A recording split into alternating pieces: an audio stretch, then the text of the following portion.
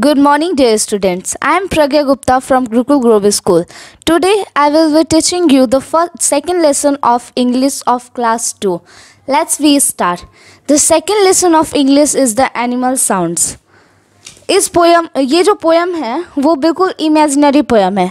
इस पोयम में जो इसके राइटर हैं इन्होंने बहुत सारे एनिमल्स के साउंड को दर्शाया है और इसमें उन्होंने बताया है कि वो एनिमल्स अपने साउंड में क्या बोल रहे हैं.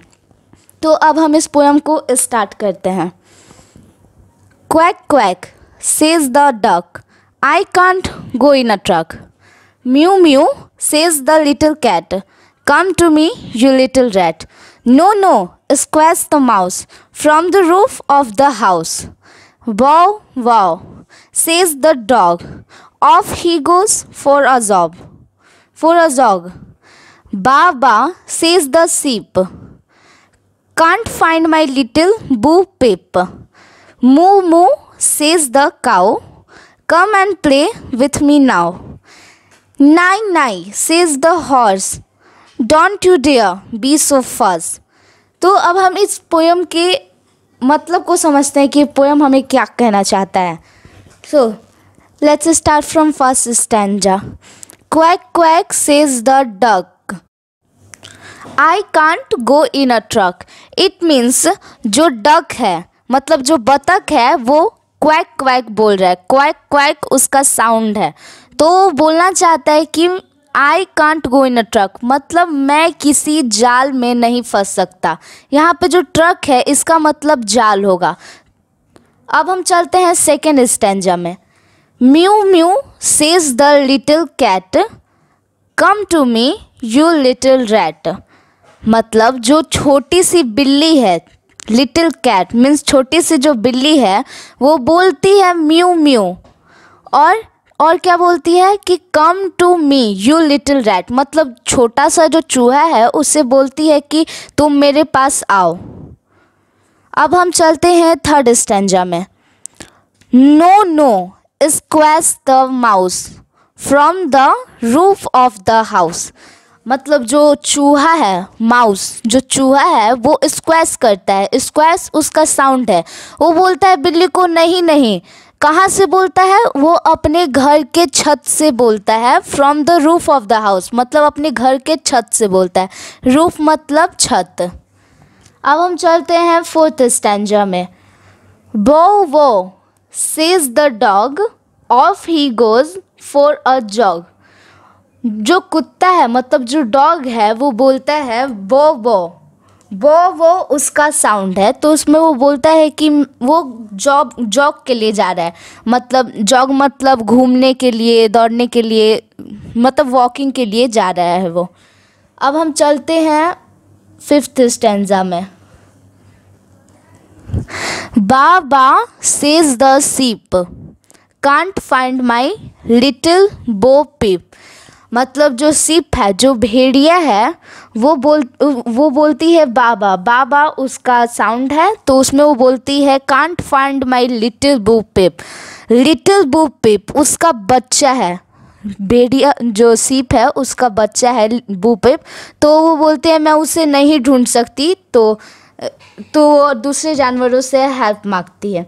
अब हम चलते हैं सिक्स्थ स्टैंजा में. तो इसमें दिया है मू मू says the cow, come and play with me now. जो काऊ है, जो गाय है, वो उसका साउंड है मू मू. तो अपने साउंड में बोलती है come and play with me now, तुम लोग आओ. जो बाकी सारे जानवर हैं उन सबको बोलती है तुम लोग आओ और मेरे साथ अभी खेलो. नाउ मीन्स अभी, प्ले मीन्स खेलना और कम मीन्स आना. अब हम चलते हैं सबसे लास्ट स्टैंजा में. Neigh neigh says the horse, don't you dare be so fast. It means जो हॉर्स है, जो घोड़ा है, वो अपने आवाज़ नाई नाई में बोलता है कि don't you dare be so fast, मतलब हड़बड़ी में तुम मेरे से झगड़ा मोल मत लो. तो अब ये पोयम जो है वो यहाँ पे ख़त्म होता है. अब हम इसके एक्सरसाइजेस की तरफ बढ़ते हैं. तो जो ए नंबर क्वेश्चन है वो है आंसर द फॉलोइंग क्वेश्चन. मतलब कुछ क्वेश्चन दिए हैं उसके आंसर को हमें बताना है. तो question, where is the mouse is quacking from, मतलब जो माउस है वो कहाँ से स्क्वैकिंग कर रहा है। तो पीछे हम लोगों ने पोएम में पढ़ा था कि जो माउस है वो अपने रूफ घर की छत से स्क्वैकिंग कर रहा है, बोल रहा है। तो इसका आंसर लिखेंगे हम लोग, the mouse is squeaking from the roof of the house. The mouse is squeaking from the roof of the house. अब हम लोग चलते हैं सेकेंड नंबर क्वेश्चन में। तो सेकेंड नंबर क्वेश्चन बोल रहा है who is offering to play with her. इस पोयम में मतलब कौन सा ऐसा एनिमल है जो ऑफर करता है, दूसरे एनिमल्स को बोलता है कि वो आके उसके साथ खेलें। तो इस पोयम में जो काऊ था वही ऑफर करता है एनिमल्स को कि वो आके मेरे साथ खेलें। तो इसका आंसर होगा cow is offering to play with her. अब हम चलते हैं थर्ड क्वेश्चन में।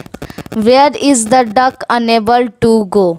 जो डक है, मतलब इस पोयम में जो डक है वो कहाँ जाने के लिए असमर्थ है, अनेबल है। तो इस पोयम में जो डक है वो ट्रक में जाने के लिए, मतलब जाल में जाने के लिए असमर्थ है। तो इसका लिखेंगे answer, the duck is unable to go in a truck. अब क्वेश्चन नंबर पहला हो गया। तो अब हम बी नंबर में आते हैं। बी नंबर में दिया है right any one stanza of the poem you like. मतलब पीछे 7 स्टेंजा दिए हुए हैं, तो 7 में से आपको जो भी स्टेंजा अच्छा लगा, जो भी आपको अच्छा लगे वो उसे लिख लेना, सिर्फ ओनली 1 स्टेंजा। अब हम चलते हैं नेक्स्ट पेज जिसमें दिया है लैंग्वेज फॉर्म। लैंग्वेज फॉर्म में दिया है use of has and have. मतलब हैज़ और हैव का कहाँ कहाँ पे प्रयोग होगा। तो जो हैज़ होता है उसका प्रयोग सिंगुलर नाउन में होता है, मतलब जहाँ एक वस्तु हो, एक सामान हो, तो वहाँ पे हैज़ का प्रयोग होता है। और हैव का प्रयोग प्लूरल नाउन में होता है, मतलब जहाँ पर बहुत सारे, एक से अधिक वस्तुएं हो, एक से अधिक व्यक्ति वस्तु हो, वहाँ पे हैव का प्रयोग होता है। तो अब हम चलते हैं नीचे क्या दिया हुआ है। Read the following sentences. इसमें दिया है पहला में आई हैव अ कार, मतलब आई के साथ हैव का प्रयोग लगा है। तो आई जो होता है वो, मतलब आई और यू जो होते हैं वो सिंगुलर हैं, फिर भी उनमें हैव का प्रयोग होता है।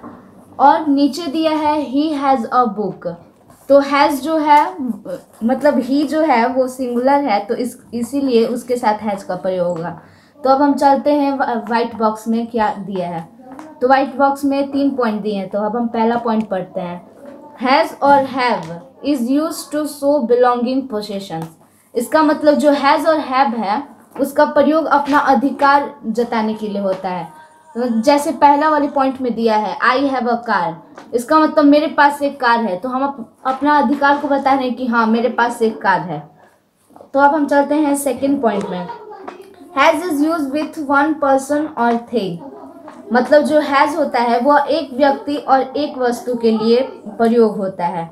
और जो हैव है वो उसमें दिया है have is use with more than 1 person और थिंग।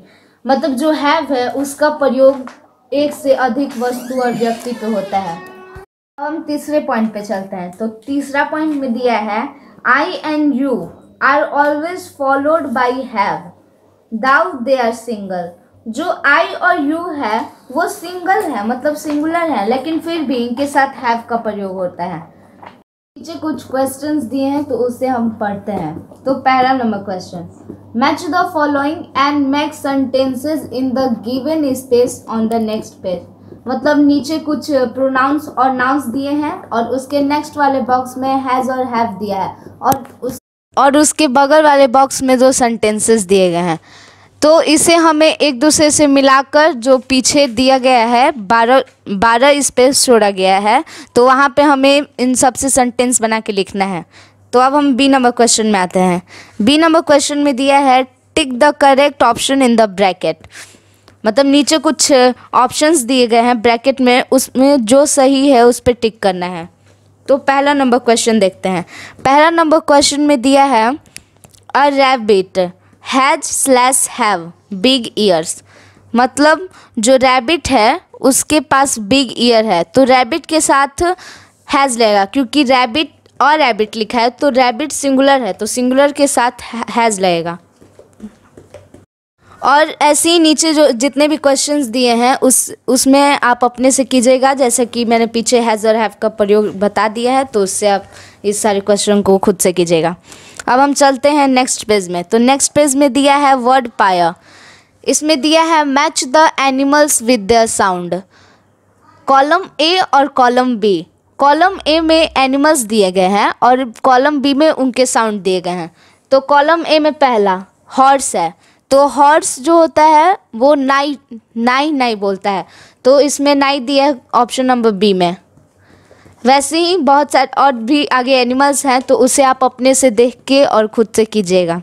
अब हम चलते हैं नीचे। तो नीचे दिया गया है sowing of words. Sowing of words में दिया गया है write a paragraph on my favourite pet. मतलब इसमें पैराग्राफ लिखना है अपने फेवरेट पेट पर, अपने पालतू जानवर पे। तो नीचे दिया गया है मतलब कुछ ब्लैंक्स दिए गए हैं, तो इसमें दिया है I have a dash, it's name is dash. तो मतलब इसमें आपका जो भी फेवरेट एनिमल है उसका नाम लिखिए, आपने उसका क्या नाम रखा है, उसके पास मतलब नीचे ऐसे ही कुछ कुछ दिया गया है, तो आप उसमें भर लीजिएगा। तो अब हम चलते हैं वर्ड ओलंपियाड में। Words having a similar sound. मतलब इसमें सिमिलर साउंड्स के बारे में पढ़ना है। In English there are many words that sound alike but they have different spelling and meaning। मतलब इंग्लिश में बहुत सारे ऐसे वर्ड होते हैं जिसके पास एक ही जैसा साउंड होता है, उसका मतलब अलग अलग होगा लेकिन उसका साउंड एक ही जैसा होता है। तो उसी के बारे में हमें पढ़ना है। उसको हम लोग हिंदी में श्रुति संविनार्थक शब्द कहते हैं। तो इसमें एग्जाम्पल दिया है हेयर और हेयर। एक हेयर मतलब दिया है मतलब रैबिट खरगोश, और दूसरे हेयर मतलब दिया है बाल। तो इसमें दोनों का साउंड सेम ही है लेकिन मतलब अलग अलग है। तो ऐसे ही बहुत सारे होते हैं एग्जाम्पल्स में, तो उसे हम लोग ध्यान रख के इसके बारे में हम लोग को केयरफुल होना चाहिए कि हमें कहाँ पे कौन किसके बारे में क्या क्या प्रयोग करना है। तो अब हम नीचे चलते हैं। नीचे कुछ क्वेश्चंस दिए गए हैं। In the following sentences, a word is spelled wrongly. Underline it and write it correctly. इसका मतलब नीचे कुछ सेंटेंस दिए गए हैं, उसमें कुछ कुछ वर्ड्स हैं जिसको गलत लिखा गया है, तो उस वर्ड को हम लोग को अंडरलाइन करना है और उसके बगल में जो ब्लैंक दिया है उसमें उसका सही वर्ड लिखना है, स्पेल करना है, सही स्पेल। तो एग्जाम्पल में दिया है इसमें you should not lose your heart. तो इसमें लूज के नीचे अंडरलाइन लगाया है क्योंकि लूज गलत है और इसका सही स्पेल होगा LOOSE। तो ऐसे ही नीचे भी सेंटेंस दिए गए हैं, वैसे ही हमें करना है। तो पहला number question, the meeting will begin eight 5 o'clock। ये जो सेंटेंस है वो सही है, तो इसमें कोई चेंजेस नहीं होगा। तो जो बगल में ब्लैंक्स दिया है उस पर बस हम एक टिक कर देंगे। अब हम चलते हैं सेकंड नंबर क्वेश्चन में।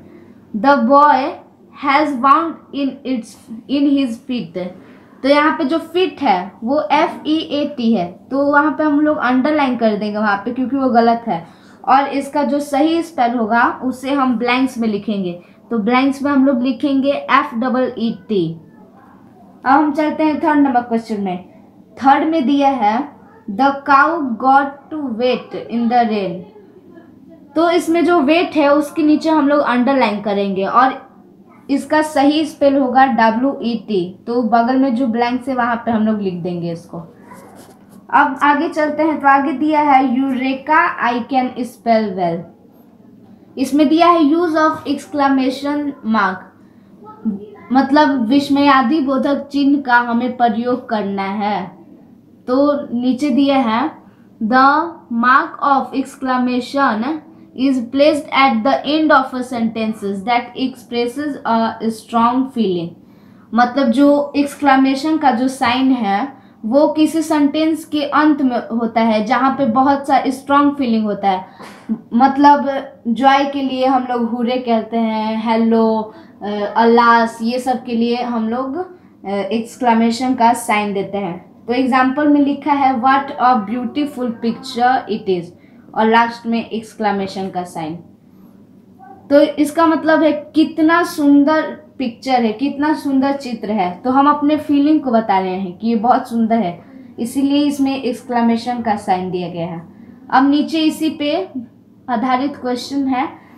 तो ए, पुट एन एक्सक्लेमेशन मार्क, मतलब इस सेंटेंस में एक्सक्लेमेशन मार्क लगाना है जहाँ पर हो। तो पहला में well done, you have done a good job. तो हम लोग वेल डन, डन के बाद हम लोग एक्सक्लेमेशन का साइन लगाएंगे, क्योंकि इसमें वेल डन बता रहे हैं, अपना स्ट्रॉन्ग फीलिंग बता रहे हैं, उसको बधाई दे रहे हैं। तो बधाई जहाँ पे दिया जाता है उसे हम लोग वहाँ पे हम लोग एक्सक्लेमेशन का साइन देते हैं। अब इसमें दिया है, सेकंड में दिया है how beautiful flower it is, कितना सुंदर फूल है। तो अपना वो फीलिंग्स बता रहे हैं कि कितना सुंदर फूल है, तो इसलिए हम लोग लास्ट में एक्सक्लेमेशन का साइन लगाएंगे। और थर्ड में what a melodious voice you have, तो इसमें भी लास्ट में हम लोग एक्सक्लेमेशन का साइन लगाएंगे।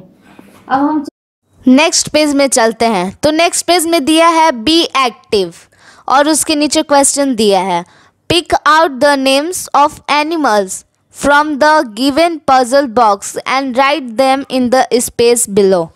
मतलब नीचे एक बॉक्स दिया गया है, उसमें कुछ पजल्स दिए गए हैं और उस पजल्स में एनिमल्स के नेम छुपाए गए हैं।